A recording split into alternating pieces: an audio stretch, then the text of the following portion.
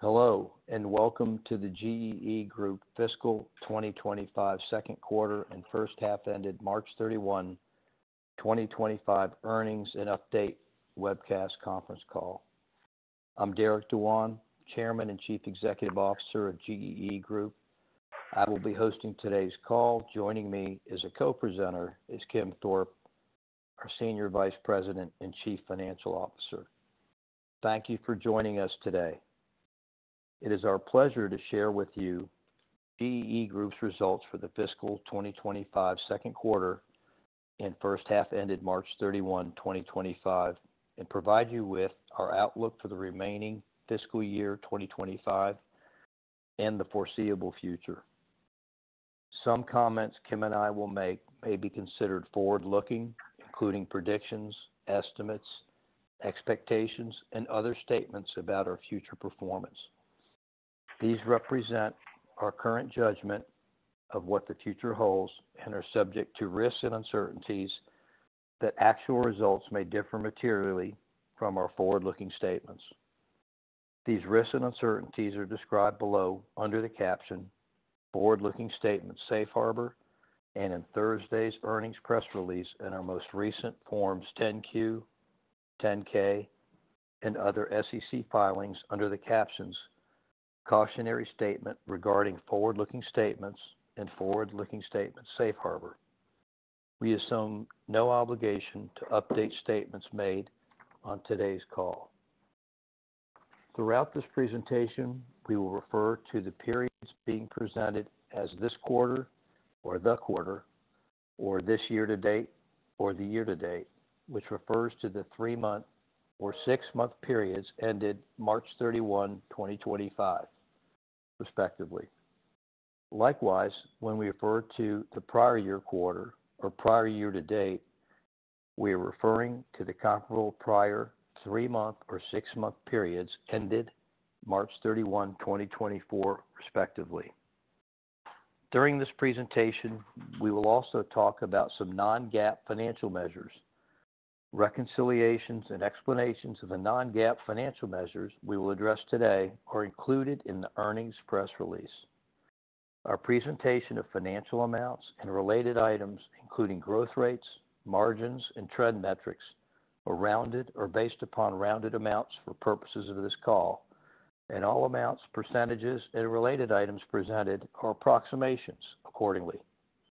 For your convenience, our prepared remarks for today's call are available in the Investor Center of our website, www.geegroup.com. Now on to today's prepared remarks. Beginning in the second half of 2023, throughout 2024, and so far in 2025, we have encountered and continue to face very difficult and challenging conditions in the hiring environment for our staffing services. These have stemmed from what is now acknowledged as overhiring that took place in 2021 and 2022 in the immediate aftermath of the pandemic and the macroeconomic uncertainty, interest rate volatility, and inflation that followed. These conditions have produced a near universal cooling effect on U.S. employment, including businesses' use of contingent labor and the hiring of full-time personnel. Since the latter part of 2023, many client initiatives, such as IT projects and corporate expansion activities requiring additional labor in general, have been put on hold. Instead, many of the businesses we serve have implemented and proceeded with layoffs and hiring freezes, and in many cases have focused on retaining their existing employees rather than adding new employees. Companies and businesses are cautiously assessing interest rates and market conditions, including recent tariff activities, to ensure their investments in technology and human capital are strategic and sustainable. Artificial intelligence, or AI, also is gaining ground at an accelerated pace and is further complicating the HR and project planning opportunities and risks facing virtually all companies, including consumers of our services. These conditions have continued to have a cooling effect upon job orders for both temporary help and direct hire placements. Thus, our financial results for the 2025 fiscal second quarter and first half ended March 31, 2025 have been negatively impacted by these conditions. The company's contract and direct placement services are currently provided under the Professional Staffing Services operating division or segment. We finalized our plans to sell the company's former Industrial Staffing Services segment in the quarter and are actively negotiating the sale currently. Therefore, it has been classified as a discontinued operation as of March 31, 2025, and is excluded from the results of operations reported below, as well as in the condensed consolidated financial statements included in our quarterly report on Form 10-Q for this quarter, unless otherwise stated. Consolidated revenues were $24.5 million for the quarter and $48.5 million year-to-date. Gross profits and gross margins were $8.4 million and 34.1% respectively for the quarter, and $16.3 million and 33.6% respectively year-to-date. Consolidated non-GAAP adjusted EBITDA was negative $600,000 for the quarter, negative $900,000 year-to-date. We reported a net loss from continuing operations of $33 million, or 30 cents per diluted share for the quarter, and a net loss from continuing operations of $33.6 million, or 31 cents per diluted share year-to-date. The losses from continuing operations are primarily the result of a $22 million non-cash goodwill impairment charge and a $9.9 million non-cash charge corresponding with the establishment of a valuation allowance related to our net deferred tax assets recorded as of March 31, 2025.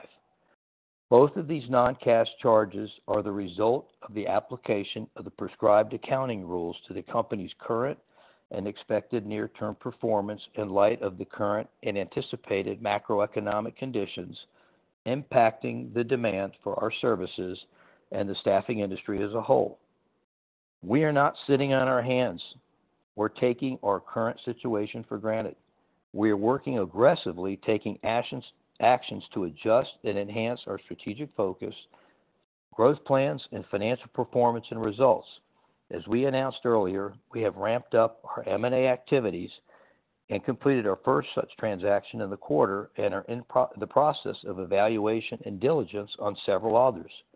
At the same time, we are focused on continuing to streamline our core operations, significantly reducing costs, and improving the productivity of our field personnel. In addition to the expense reduction and integration initiatives, which we began last fall, we have added a renewed focus on VMS and MSP source business, including the use of special offshore recruiting resources and acceleration of the integration and use of AI technology into our recruiting, sales, and other processes. Importantly, we anticipate achieving additional economies of scale, improvements in our productivity, and restoring profitability as soon as possible. Our goal and expectation is to become profitable again in the latter part of 2025 or early in 2026. In addition to these near-term initiatives, we are working closely with our frontline leaders in the field across all our verticals to help them continue to aggressively pursue new business and take market share, as well as opportunities to grow and expand existing client revenues. We are beginning to realize some positive results.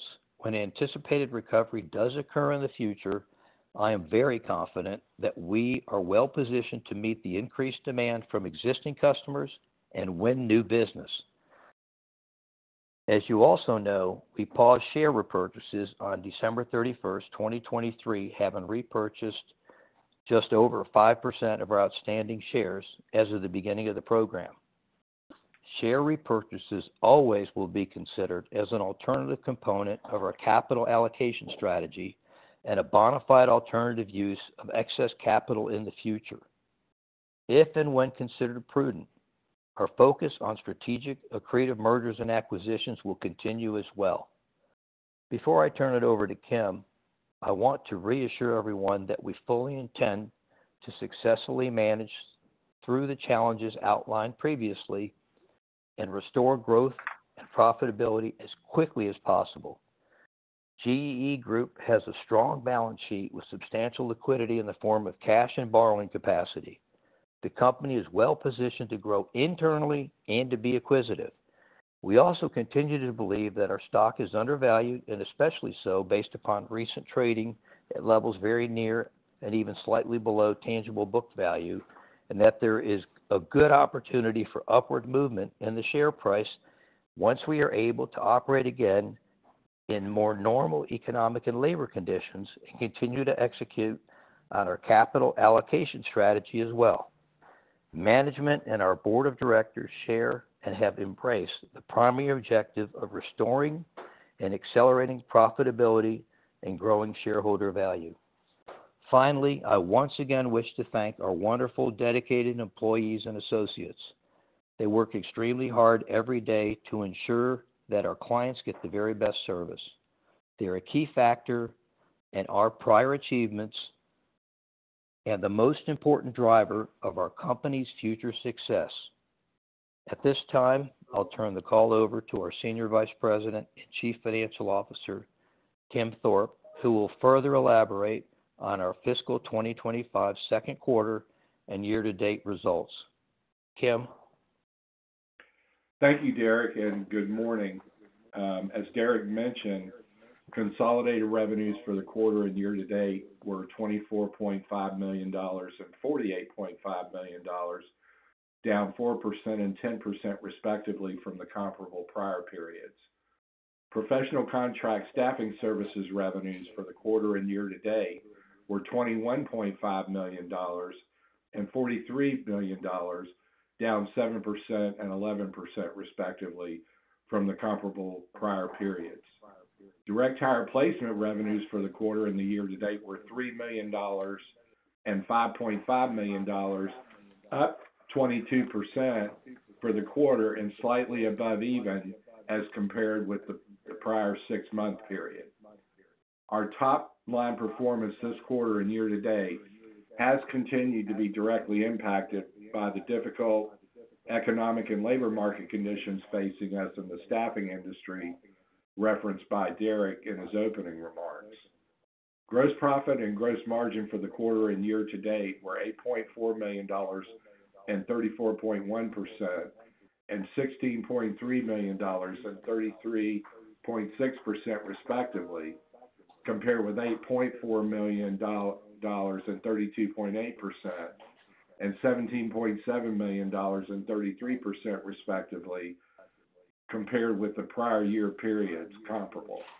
The net increases in our gross margins are primarily attributable in the quarter to the increase in the mix of direct hire placement revenues, which have 100% gross margin in relation to total revenue. Selling, general, and administrative expenses, or SG&A, for the quarter were $9.3 million, down 3% as compared with the prior year quarter. SG&A expenses year-to-date were $17.7 million, down 10% as compared with the prior year-to-date.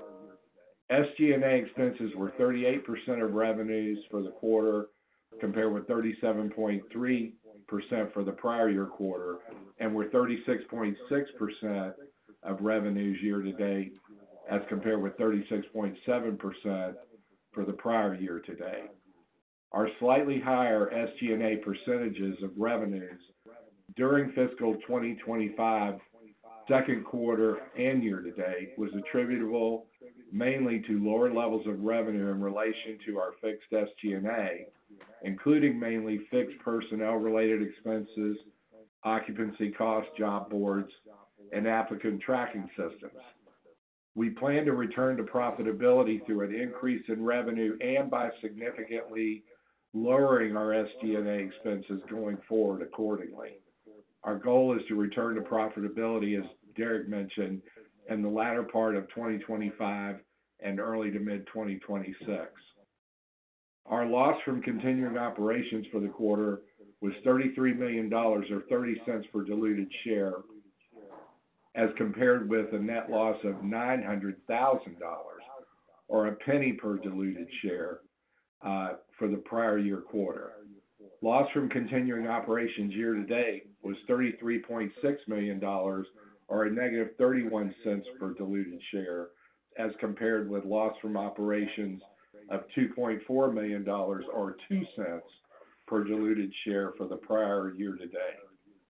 As Derek previously explained, the increases in losses from continuing operations are primarily attributable to a $22 million non-cash goodwill impairment charge and a $9.9 million non-cash charge corresponding with the establishment of a valuation allowance related to our deferred tax assets recorded as of March 31, 2025.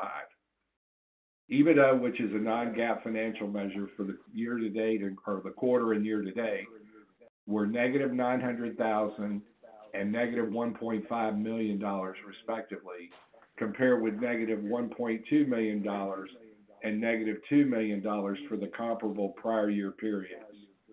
Adjusted EBITDA, which also is a non-GAAP financial measure for the quarter and year to date, were negative $600,000 and negative $900,000 respectively, compared with a negative $600,000 and negative $700,000 for the comparable prior year periods. Our current or working capital ratio as of March 31, 2025 was a robust 3.9 to 1. Free cash flow, a non-GAAP financial measure, including cash flows from discontinued operations for the fiscal year and first half, was a negative $1.1 million, as compared with positive cash flow of $400,000 for the fiscal 2024 first half. Our liquidity position as of March 31, 2025 remained very strong with $18.7 million in cash, an undrawn ABL facility of $7.4 million, and net working capital of $24.1 million. We had no outstanding debt. Our net book value per share and net tangible book value per share were 46 cents and 23 cents respectively as of March 31, 2025. The decrease in net book value per share since fiscal 2024, again, was primarily the result of the non-cash impairment and deferred tax valuation related non-cash charges taken in the fiscal second quarter ended March 31, 2025. Importantly, these charges had no effect on our cash position, tangible assets, net working capital, or net tangible book value. In conclusion, while we obviously are disappointed with our results and face headwinds, causing us to remain appropriately cautious in the near term, we do remain optimistic and are preparing for the long term, including making technological advancements and other enhancements such as a focus and prioritization of the integration of AI across our business verticals for use in our sales and recruiting processes, and leveraging our offshore recruiting team to maximize productivity and efficiency. Having completed our acquisition of Hornet Staffing this quarter, we also intend to continue to pursue other accretive opportunities in a very disciplined and prudent manner.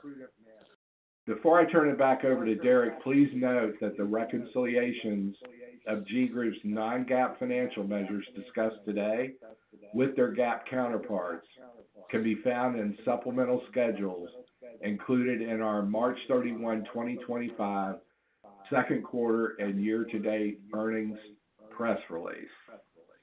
Now I'll turn the call back over to Derek. Derek? Thank you, Kim.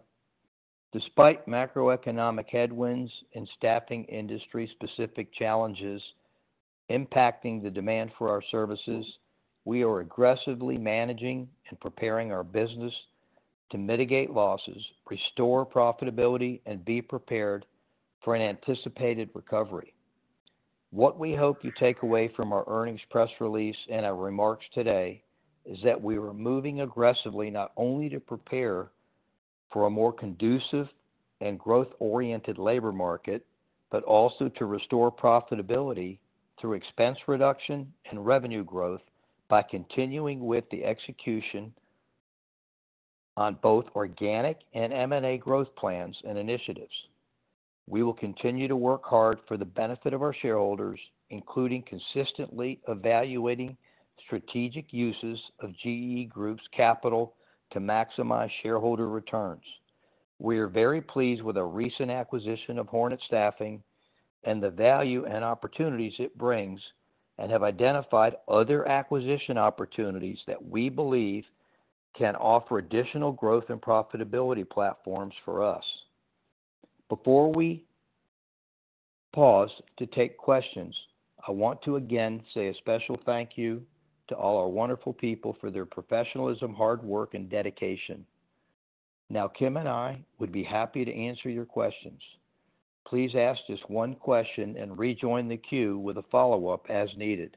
If there's time, we'll come back to you for additional questions. Thank you.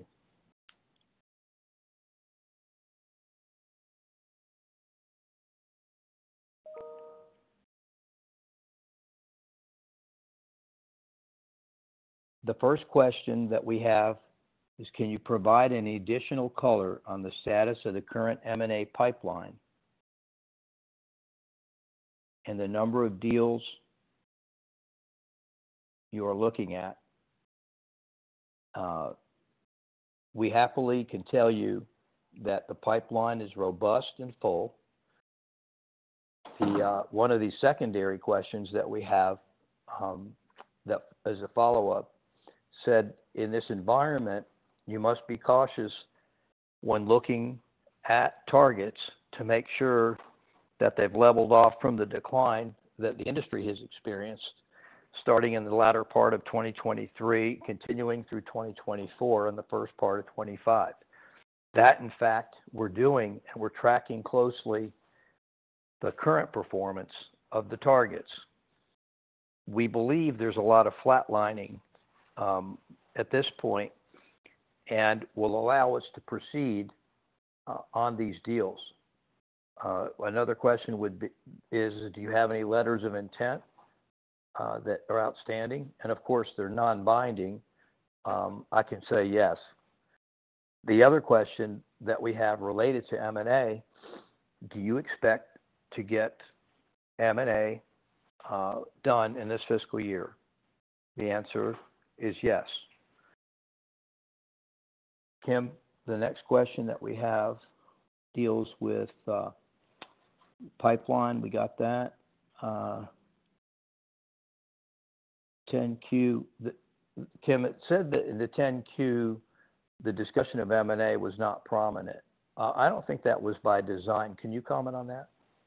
Yeah, when we drafted the 10Q this quarter, look back at the 10Q last quarter, our intention was just to be a little more brief, but we do still make reference to what I believe the questioner is asking about, which were the strategic initiatives where we talked about M&A and such. But the bottom line is M&A continues to be a prominent piece of our near-term and long-term strategy. However, we are being cautious about it because our entire industry is now in a place where revenues are at lower levels. So we're just being very conservative and being very prudent about how we identify and move forward with targets. But nothing is other than that nothing's actually fundamentally changed. Okay, thank you. Kim, will you comment on the status of the industrial business and its potential sale? Yes. There's a question here that wants to know, it's basically what took you so long on the industrial sale. Actually, the sale was commissioned as part of the strategic alternatives review last April, not this immediate April, but April prior. But it took some time for management to do some work at the business, and then also to run a process. We did not use professional institutional advisors. So we ran it internally based on relationships and introductions that we reached out for. And it's a process. But more or less, we think that it's gone very well, and that the end result will be good, and it should close soon. Thank you. Yeah. Another question we have is regarding the potential for share repurchases and stock buybacks. And would you do these in conjunction with M&A, in lieu of, or otherwise? We recently had a board meeting, and we had a deep discussion of both M&A and share repurchases. I can tell you that both are on the list of enhancing shareholder value, and the timing of execution of either of those or both will be determined by visibility on our existing business. We'd like to be in a net neutral or positive cash flow position before we move forward on share repurchases. But we believe that both of those, share repurchase and M&A, can be done in tandem. And there has been a lot of attention put on both by our directors and senior management. So rest assured, we will deploy the capital appropriately and judiciously. We have been very careful not to make bad moves during an environment that is what I would call volatile for the industry, with global macroeconomic challenges as well. We see on the horizon that those challenges will start to be more muted and will eventually turn around. So we are very excited about the opportunity that we can improve shareholder value this fiscal year and next, and that we have the liquidity to do it. And Kim, I'll let you add your thoughts on that too. Yeah, I mean, I'm sorry, Derek. I was reading another question and devising an answer. That's okay. So really, the tandem of both stock buybacks and M&A, and I don't think one is in lieu of the other. I think that we've given a deep consideration and have both of those on the agenda for opportunities moving forward, and that's what I was commenting on. Yeah, I don't have anything to add. I agree. Yes. Okay. Great. Kim, take the next question that you were taking a look at. Yeah, this I've got kind of a lengthy question here, and I'm not going to read it entirely because it's a little bit long. But basically, the idea is we commented back in December of 2023 when the stock price was around 49 cents. I made a comment and provided an analysis of why we thought that was a good stock price, and basically verbally walked through some math to get there, including the application of a control premium and things of that nature. But without getting into all that, the point of the question is, gee, you thought 49 cents didn't give any value to the business at December 2023. Now the stock's trading at 18 cents, and basically you're saying there's no value being given to the operating business. And it's basically the point is, how do I get from 2023 to now? And the answer is very simple. On December 19, 2023, we were just beginning to see the severity of the downturn in the market. And it's been a long time since then to get to where we are now. And 2024 turned out to be much, much worse than we were forecasting in 2023. But what I would say to the writer of the question here is, if I take the 18 cents a share, and our 23 cents of tangible book value, that's still 27% above 18 cents. So the value of the businesses do change over time. And in our case, in 2023, we were projecting revenues, that were a third higher than where they are now. So it's been very much a situation of dealing with a very, very challenging business environment that frankly is affecting the entire staffing industry. You could pose this question or one like it to almost every other competitor of ours out there. Thank you, Kim. Sure. Another question is whether or not the lack of action on either share repurchases or more aggressive acquisition activity is indicative of a strategy, and the answer is no. Both are very focused upon, and the expectation is to use our capital appropriately for acquisitions and potential share repurchases as well. The pause was due to economic uncertainty at the time and trying to gauge the level of liquidity we need to maintain in the near term in order to execute appropriately on our strategy. And we believe at this point, shareholders would like to see activity. We concur with that. So we get a little more visibility in 2025, which we think is somewhat stable at this point, and we hope that it stays that way. It actually turns into more prosperity when some of these macro factors settle down with interest rates, tariffs, inflation, tax cuts, and so forth. Our customers will be more confident on their growth plans, and we'll open the spigot a bit so we can get organic growth. The M&A activity can speed up, and any capital allocation regarding share purchases that are prudent at that point will be implemented, hopefully. So these are the things that we're focused on, having deep discussions on, and I can assure you that you as shareholders will see activity this year. We're excited about the prospects because we position ourselves. We're very close to break even financially.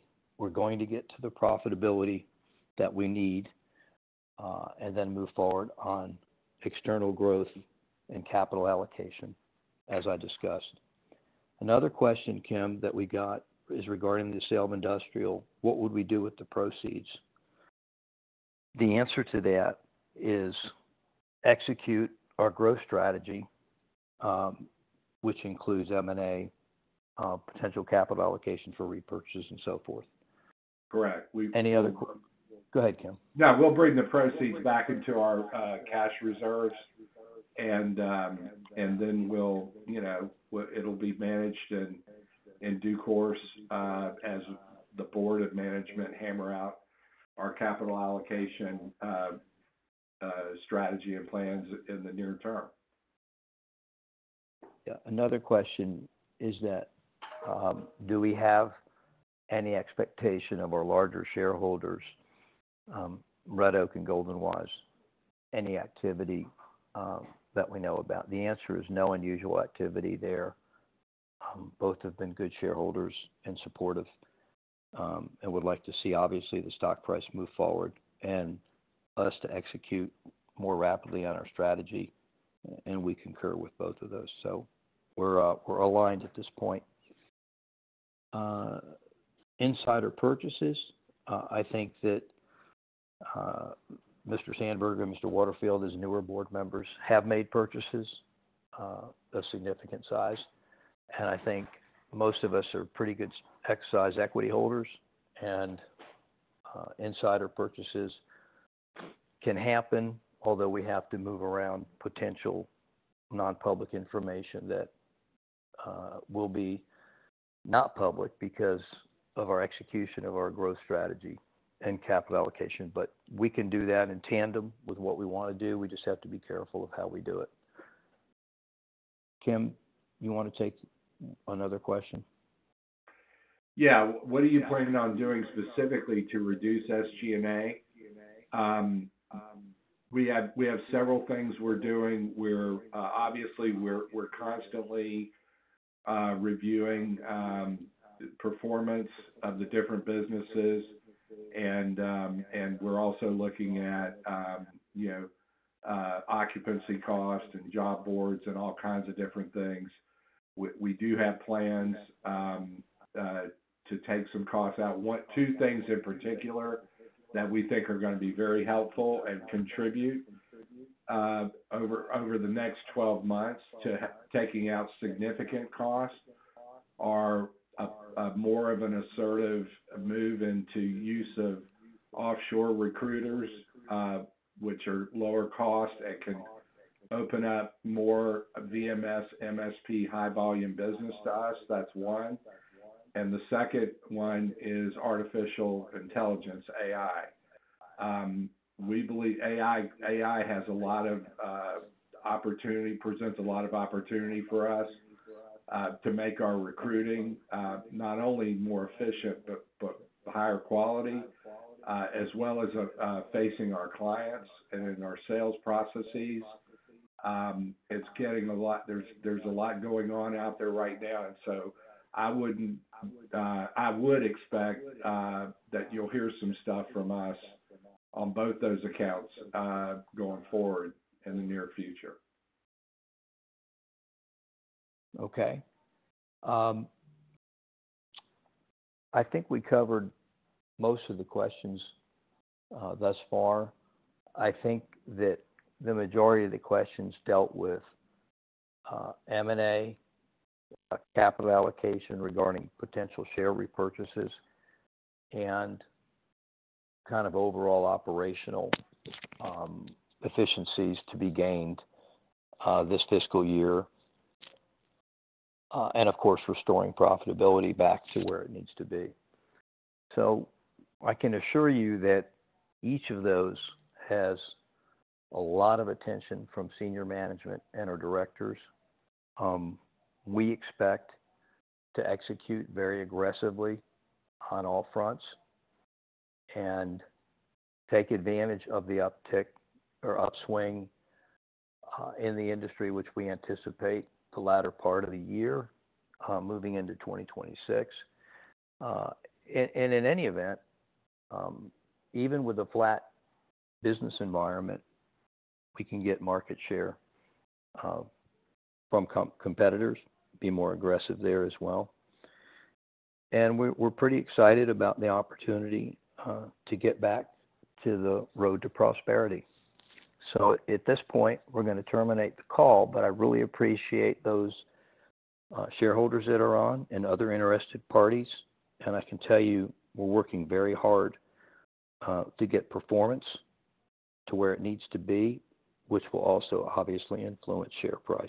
Thanks again for joining us, and that concludes our call.